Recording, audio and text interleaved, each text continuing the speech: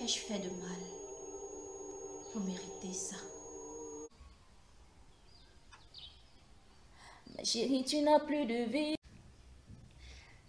Salut, bonjour, bonsoir, bienvenue à Gigi Ngono. Si vous n'êtes pas encore abonné, s'il vous plaît, mettez vos valises là, déposez-vous, asseyez-vous, prenez une chaise et prenez un paquet de popcorn parce que ce soir, j'ai une histoire à vous raconter.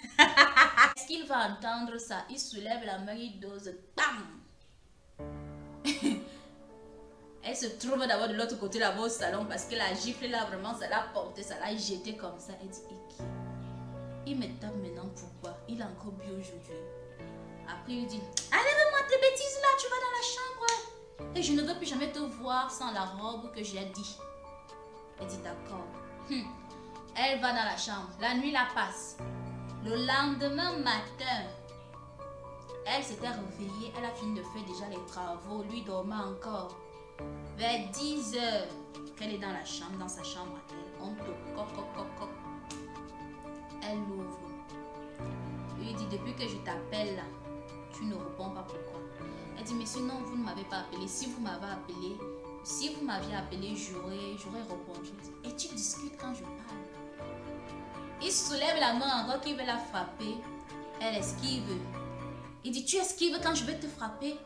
Elle dit, écoutez monsieur, je suis consciente que je suis là pour travailler pour vous, mais je vous respecte beaucoup. Pourquoi est-ce que vous m'empêchez de sortir? Vous avez confisqué mon téléphone. Je ne peux rien faire en dehors de cette maison. Et aussi, vous m'insultez tout le temps. Qu'est-ce que j'ai fait pour mériter ça? Qu'est-ce que j'ai fait pour mériter que vous me maltraitiez comme ça? Est-ce que vous vous rendez compte que je suis une humaine comme vous? Est-ce que vous vous rendez compte que j'ai des valeurs, que j'ai des principes, que j'ai des objectifs dans ma vie? Est-ce que vous savez que j'ai une famille qui risque d'être inquiète? Est-ce que vous savez ça? Est-ce que vous êtes au courant? En fait, elle lui déverse toute la rage, tout le mécontentement qu'elle a. Il lui dit, et en plus, tu m'écris dessus. Elle dit, non, je ne vous crie pas dessus. Il dit, tu me raisonnes? Elle dit, non, je ne vous... En fait, je vous dis, en fait, c'est que je ressens. Écoutez, si c'est que ça continue comme ça, c'est mieux que je parte. Quand il a entendu, c'est mieux que je parte. Il est parti dans la chambre. Il l'a laissé. 2 jours sont passés. Tout était normal. C'est comme ça, en fait. Le fait qu'elle a donné, qu'elle s'est exprimée, en fait, a changé grand-chose. Le jour est passé. Après 2 jours, il appelle Ghislaine dans la chambre. Il avait... Ou c'est quoi s'était passé où? Il avait cassé un verre ou il avait cassé quoi où? Elle vient, elle ramasse les saletés. Pendant qu'elle est en train de ramasser les saletés, il tourne autour d'elle. Et il lui dit non, ne te baisse pas comme ça. Parce qu'elle voulait se courber. Elle voulait s'accroupir, vu que sa robe est mini, extrêmement mini, elle voulait s'accroupir pour ramasser. Elle dit que je veux que tu te courbes. Elle dit, monsieur, il dit, tu discutes encore mes ordres quand je te donne? Elle dit non, c'est juste que je ne voudrais pas vous incommoder avec la taille de ma robe. Elle est extrêmement courte. Il dit, est-ce que je ne sais pas que ta robe est courte? Courbe-toi pour ramasser. Elle essaie donc de faire ce qu'il lui demande de faire et elle se baisse. Pendant qu'elle est en train de se baisser, il vient derrière elle pour faire genre... Elle dit, qu'est-ce qui vous arrive? Il lui dit, j'ai le droit de te toucher. J'ai le droit de... Tu n'as pas lu dans le contrat. Le contrat exigeait que je bénéficie de tout venant de toi. Tu es ma propriété. Elle dit, attends, le père. Je ne vous vois plus à partir d'aujourd'hui. Qu'est-ce qui vous arrive? Si vous posez encore votre main sur moi comme un sale pervers, je vous tue. Et je pars de cette maison. Il dit, mince, qu'est-ce que tu as pris? Jusqu'à tu me parles comme ça. J'ai envie de te voir me tuer. Et il prend ça à la légère. Elle sort, elle était hyper furieuse. Elle était très fâchée même. Elle arrive dans la cuisine. Elle veut ouvrir même la porte du salon comme ça pour sortir prendre les brises. Parce qu'elle dit que mais elle entre dans la cuisine. Elle prend un couteau. Elle met dans sa jupe. dans la poche de sa robe. Elle dit que si le monsieur là me touche encore, il va confirmer avec ses yeux. En fait, elle parlait comme ça. Et en fait, elle était tellement en colère. Alors, 2 jours sont passés. Il a continué ces trucs-là, mais il ne lui parlait plus trop de peut-être que tu es jolie, machin, monté, machin, descendu. Un autre jour, donc après les 2 jours-là, il appelle le matin. Il était réveillé, il était là tout nu, nu comme le ver de terre, comme il est né. Il appelle Ghislaine. Oui, monsieur, elle vient. Elle toque la porte de la chambre. Elle entre dans la chambre. Elle a son couteau. Elle entre dans la chambre. Il dit, je veux que tu m'apportes mon petit déjeuner. Je veux manger ici. Elle dit, ok, monsieur, il n'y a pas de problème. Elle va faire le petit déjeuner. Elle revient pour lui donner le petit déjeuner. Il se met à manger. Elle est en train de partir. Il dit, non, je ne veux pas que tu partes. Viens. Elle dit, ok. Oui, monsieur, dites-moi, vous avez besoin de quoi? Le monsieur lui dit, je veux que tu te déshabilles. Je ne peux pas faire ça. Et elle le regarde franc dans les yeux. La petite voix de mielleuse qu'elle faisait sont là. Elle ne fait plus ça. C'est le genre que oui, je suis prête. Peu importe ce qui va se passer, je suis prête. Elle dit, je ne peux pas faire. Il dit, pourquoi est-ce que tu ne veux pas te déshabiller? Parce que je n'ai pas envie de me déshabiller. Je ne suis pas votre femme, je ne suis pas votre copine. Pourquoi est-ce que je le ferais? Il dit, parce que je t'ai demandé. Quand je te donne un ordre, tu obéis. Il se lève. Il vient vers elle. Elle ne fuit pas, elle reste devant lui. Elle le fixe droit dans les yeux. Il dit, je ne t'ai pas demandé de me regarder dans les yeux. Elle dit que je vais vous regarder dans les yeux. Qu'est-ce que vous comptez faire? Si vous ne me laissez pas sortir d'ici, si vous me touchez un seul instant, vous allez voir de quel point je me chauffe. Il dit, ah, laisse-moi ça, ce sont les paroles des petites filles. Hein? Je t'ai ramassé. Hein? Quand tu venais ici, tu avais un sou. Tu ne sais même pas être reconnaissante.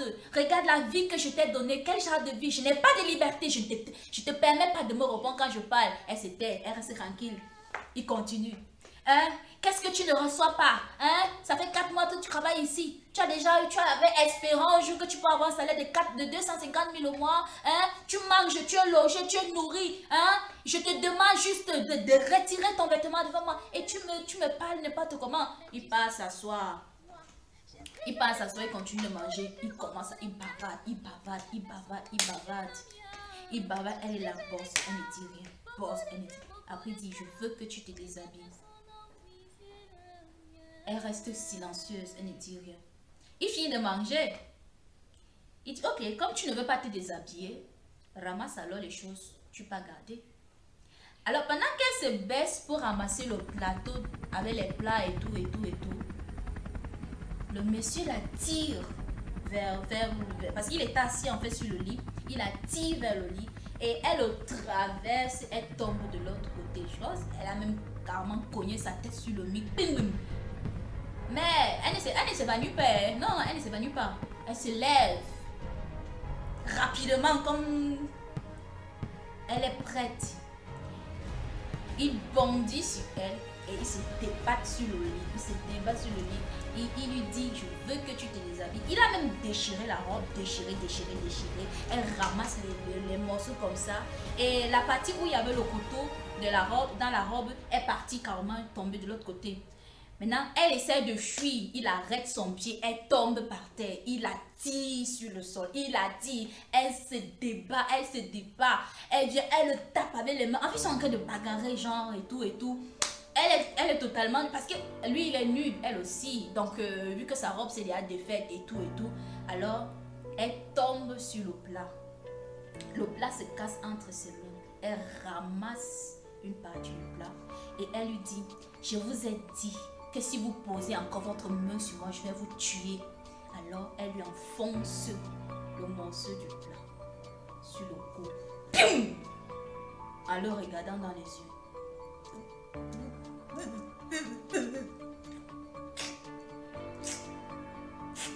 Elle le regarde dans les yeux. Le sang jaillit. Ça fait tchirr sur son visage. Elle ne ferme pas les yeux. Elle ne fronce pas les yeux. Elle ne fronce même pas un peu le visage ni le regard. Elle le regarde dans les yeux. Elle le regarde dans les yeux.